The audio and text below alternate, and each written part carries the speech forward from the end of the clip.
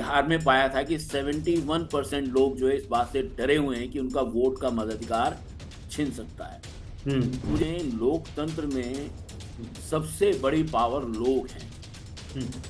ये धांधली तब तक चल सकती है जब तक लोगों को पता नहीं है। मुझे लगता है राहुल गांधी ने बहुत बड़ा काम किया है। उन्होंने चुनाव आयोग और सरकार की सांठ-गांठ को उजागर कर दिया और अब इतना बड़ा लोगों में इस बात को लेकर जागरूकता है कि हर व्यक्ति अपने-अपने बूथ पे चेक कर। सर्वोच्च न्यायालय में भी वही लोग बैठे हैं जो सरकार के साथ हैं। इसलिए कई बार सरकार के ऊपर टिप्पणी कर रहे हैं लेकिन फैसला नहीं दे रहे हैं वो। एसआईआर लाने का मतलब ये है कि चुनाव वो पॉलिटिकल पार्टियां अपने चुनाव की तैयारी करने की बजाय अपने लोगों के वोट बचाने पे तुले और मुझे लगता है ये बैड टेस्ट में है। ये बहुत ही खराब टेस्ट है जिसने भी किया है, चाहे चुनाव आयोग हो, चाहे सरकार हो या दोनों मिलकर कर रहे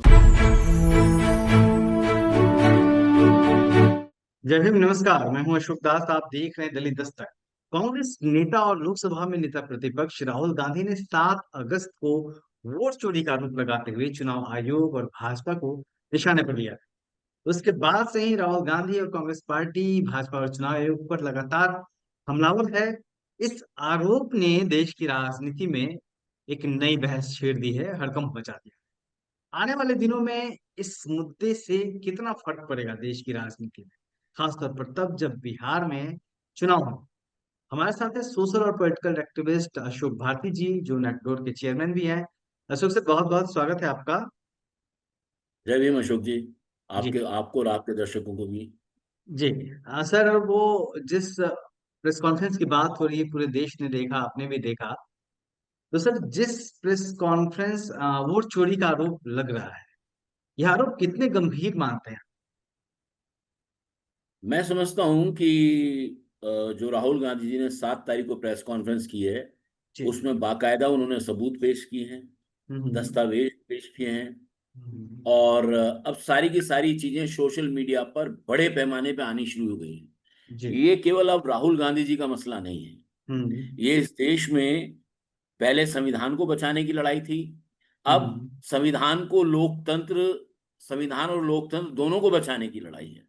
तो मुझे हम्म। लगता है क्योंकि हमारे देश में पार्लियामेंट्री डेमोक्रेसी है और जी। पार्लियामेंट्री डेमोक्रेसी में एक फंडामेंटल जो राइट जी। जो देश के प्रत्येक व्यक्ति को मिला है, महिला हो, हम्म। पुरुष हो, दलित हो, ब्राह्मण हो, हम्म। गैर दलित हो, आदिवासी हो, गैर आदिवासी हो, उन हम्म। सबको एक जो अधिकार मिला जो अंग्रेजों के जमाने में भी नहीं था, वो ये था कि प्रत्येक व्यक्ति को अपना प्रतिनिधि के जरिए देश हम्म। के सत्ता और प्रशासन में हिस्सेदारी की गारंटी। हम्म। वो गारंटी व्यक्ति का वोट है। हम्म। और जैसा आपको पता है, हम लोगों ने बिहार में एक सर्वे दलितों का किया था। सर्वे किया था हम्म। और मुझे इस बात की खुशी है जो राहुल गांधी जी ने जो प्रेजेंटेशन किया उसमें उन्होंने उस हमारे प्रेजेंटेशन के जो हम्म। हमने बिहार में पाया था कि 71% लोग जो है इस बात से डरे हुए हैं कि उनका वोट का मताधिकार छिन सकता है। तो हम्म। मुझे लगता है कि ये जो खतरा है ये बहुत ही जो है एकदम जो ये केवल परसेप्टिव खतरा नहीं है, ये हम्म। वास्तविक खतरा है। और ओके। वास्तविक खतरा है इसलिए लोग चिंतित हैं, हम्म। इसलिए लोग चुनाव आयोग से पूछ रहे हैं और हम्म। अनफॉर्चुनेटली चुनाव आयोग जो निष्पक्ष होना चाहिए हम्म। वो बार बार जवाब देने से मुंह चुरा रहा है। हम्म। सर, ये जो आपने चुनाव आयोग की बात कही, ये एक बड़ा सवाल है। चुनाव आयोग पे जिस तरीके से लोकसभा में नेता प्रतिपक्ष ने आरोप लगाया है, उसके बाद कोई साफ साफ जवाब आया नहीं है। इसके पीछे की वजह क्या मानते हैं आप? क्या सचमुच में जो राहुल गांधी चुनाव आयोग और सरकार की मिली भगत कह रहे हैं, उसमें सच्चाई है? नहीं, मुझे लगता है कि ये बात तो आपको याद होगा कि एक दिन पहले एक चुनाव आयुक्त को नियुक्त किया गया। जी। उस चुनाव आयुक्त को सरकार की मर्जी का चुनाव आयुक्त रहे, इसके लिए हम्म। जो इलेक्शन कमीशन से रिलेटेड जो लॉ उसमें परिवर्तन किया गया।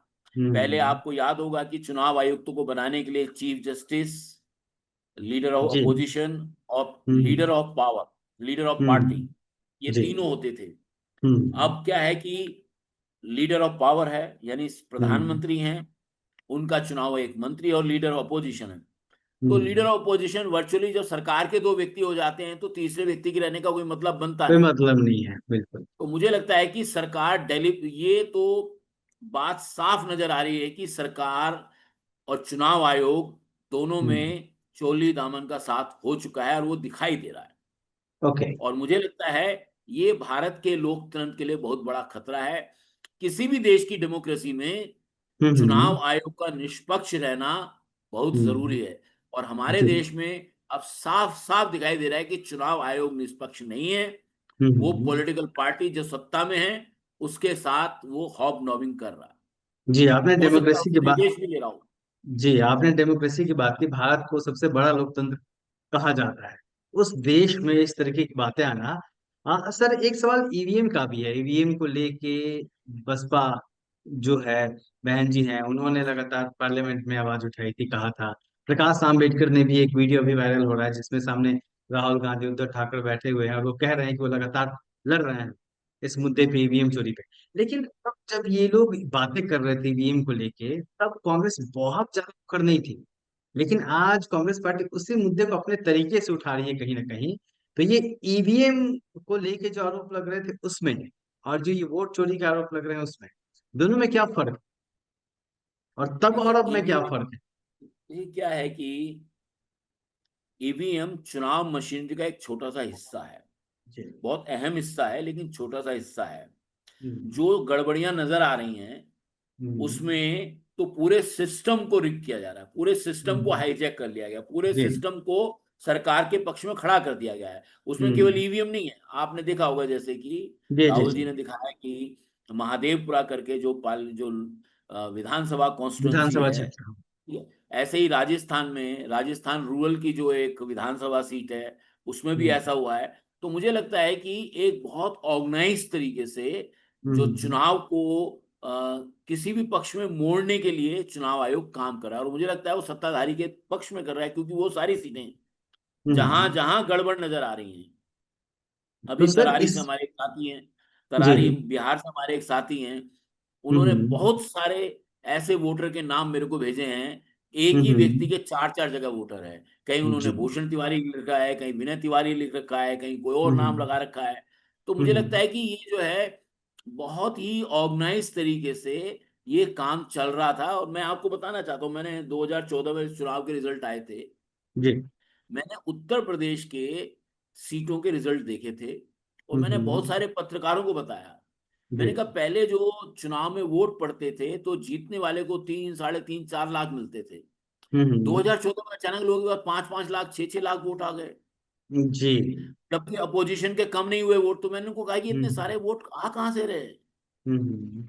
तो तब जी। लोगों को बात समझ में नहीं आ रही थी, लेकिन अब लोगों को ये हम्म। बात समझ में आ रही है हाँ, कि ये जो वोट। एक पैटर्न होता था। जैसे विधानसभा क्षेत्र में अगर किसी को 1.5-2 लाख वोट मिल जाते थे तो बहुत माने जाते थे। आजकल तो इतने इतने वोटों से हार जीत हो रही है। जी जी जी। जी। नहीं, वोटर की अच्छा खेली सर। हो रही है। हम जी। लोग जो ईवीएम की बात कर रहे हैं, जैसे हम्म। प्रकाश कर रहे हैं या बहन मायावती बीएसपी कर रहे हम्म। हैं, वो भी यही बात कह रहे हैं कि क्या हम्म। ईवीएम वोट पैदा कर रही है।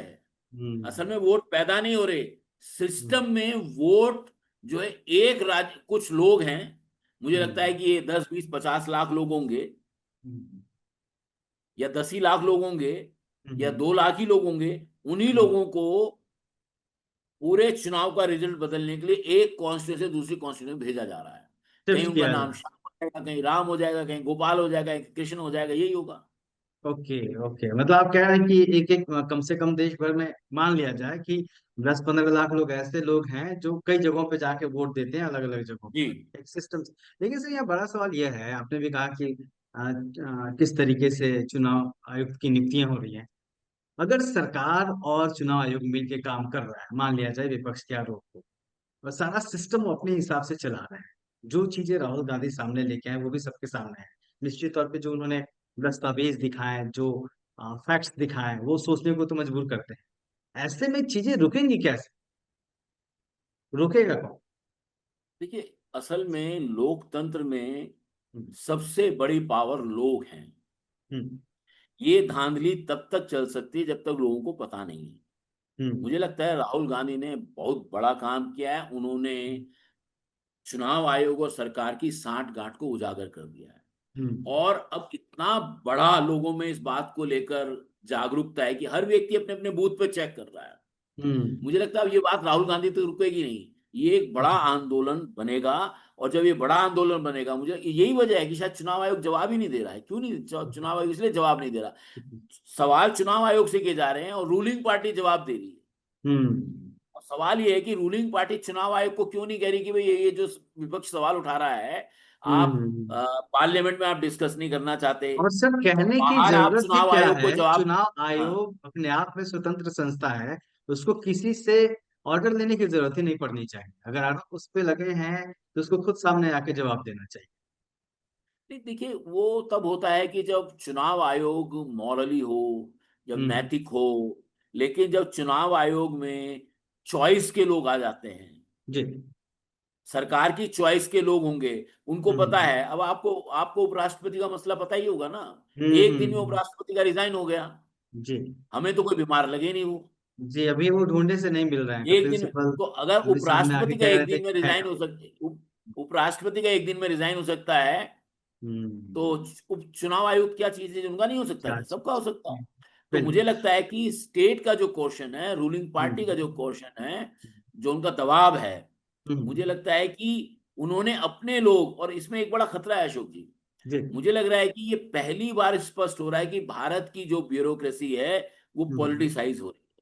वो हम्म पार्टी विशेष के पक्ष में काम कर रही है, पॉलिटिसाइजेशन ऑफ जो है ब्यूरोक्रेसी है। और ये भारत के लिए बहुत ही खतरनाक, जो राष्ट्र भारत के लिए बहुत ही हम्म खतरनाक स्थिति है।